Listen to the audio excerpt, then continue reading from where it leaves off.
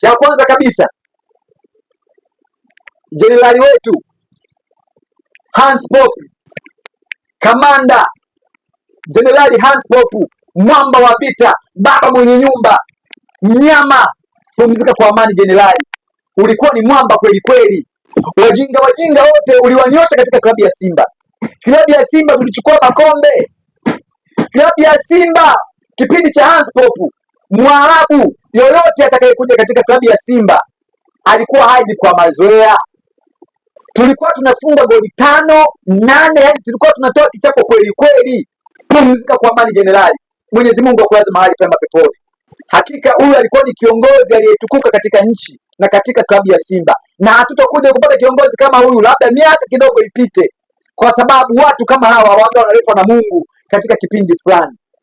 Na Mwenyezi Mungu pia anatufundisha kwamba mnapopata kiongozi mzuri mtunze. Umeona, mtunze, kwa sababu msipomtunza, msipomwombea, msipomlinda, kuja kupata kiongozi mwingine aliyetukuka huwezi ukapata. Mwisho wa siku mtapata hawa kina Ngungu Boy. Kwa hiyo mwisho wa siku kina Ngungu Boy wana marengi, sisi tunafezeeka, tunaitwa wagawa utamu kwa sababu ya kina Mangungu Boy. Jenerali asingekubali mambo haya yatokee mpaka sasa hivi. Hawezi, asingekubali kufungwa mara 6 na nyuma mwiko. Asingekubali kufungwa na hasa mara 2. Asingekubali kufungwa mara 3. Klabu bingwa kwa Mkapa tunakufa. Jenerali Hans Popp asingekubali hiyo ujinga na asingethubutu kufanya kitu cha namna hiyo. Bwana Dani, kubwa ni kwamba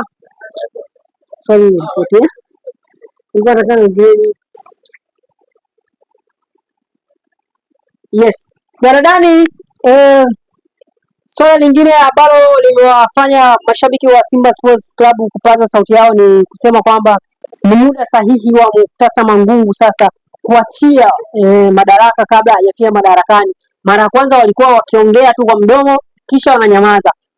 Wakasogea mbele wakawa wanaongea kwenye mitandao ya kijamii kisha wananyamaza. Sasa hivi hatua iliyofikia ni ya kumvaa kabisa na kutamani kumpiga.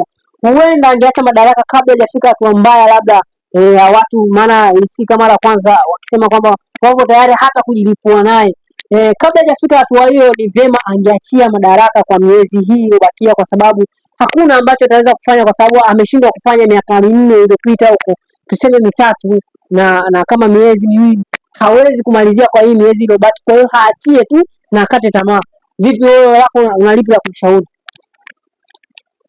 Katika uongozi mbovu ambao tutaukumbuka, uongozi wenye aibu, uongozi wenye fedhea ambao umeacha alama mbovu katika klabu ya Simba ni uongozi wa Mangungu. Hakika hili litaandikwa vizazi hadi vizazi kwamba kuna kiongozi mbovu ambaye aliwahi kutokea katika klabu ya Simba ambaye alikuwa ni kibaraka kutoka katika klabu ya Yanga. Nasema hili litakumbukwa vizazi hadi vizazi, kwa sababu hajawahi kutokea kiongozi akafungwa mara 6 mfululizo na Yanga. Umeelewa? Kwa hiyo kati ya kiongozi ambaye atakumbukwa sio kwa mazuri, atakumbukwa kwa mabaya na mashabiki wa Simba katika nchi hii au katika mashabiki wa soka katika nchi hii ni Jenerali Mangungu. Atakumbukwa kwa hayo mabaya katika kariera yake yote, na hili Mangungu litamtesa katika maisha yake yote, kwa sababu hakuna mtu wa mpira ambaye atamzungumza vizuri Mangungu. Leo hii Hans Popp hayupo, lakini watu tunamzungumza vizuri kulingana na uzalendo wake na upambanaji wake, jinsi alivyokuwa anajitoa. Hakuwa mtu wa tamaa, ni mtu ambaye alisimamia kweli, na kweli ilimfanya kuwa huru na tukapata makombe mengi. Unaelewa? Kwa hiyo sasa nachomshauri Jenerali Mangungu, angalau kidogo kitu ambacho kinaweza kumsaidia, atoke hadharani aombe msamaha mashabiki wa Simba, atuombe msamaha mashabiki wa Simba nchi nzima na dunia kwa ujumla, na ajiuzuru nafasi hiyo. Angalau hapo anaweza akaacha alama nzuri ya kwamba ni kiongozi ambaye alithubutu, alifanya lakini akashindwa, ili amethubutu kuomba msamaha na watu tukamuelewa.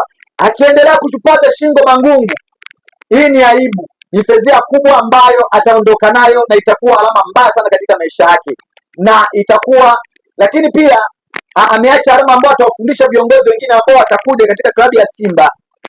Atawafundisha namna ya kuendesha mpira vizuri ili kuweza kuacha alama nzuri na wao wazalendo, kwa sababu utakapoacha alama mbaya unakuwa ni mbaya, hautazungumzika vizuri katika maisha yako na katika kizazi ambacho umekiacha.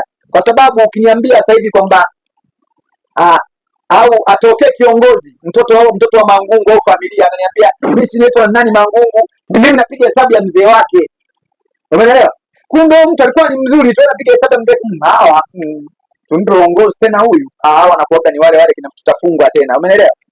Kwa hiyo kwamba Mangungu ajiuzuru na tuombe msamaha wa mashabiki wa Simba, hapo ndipo heshima yake itakaporejea. Akishupaza shingo, aibu itakuwa kwake na vizazi vyake, na itakuwa aibu kweli kweli.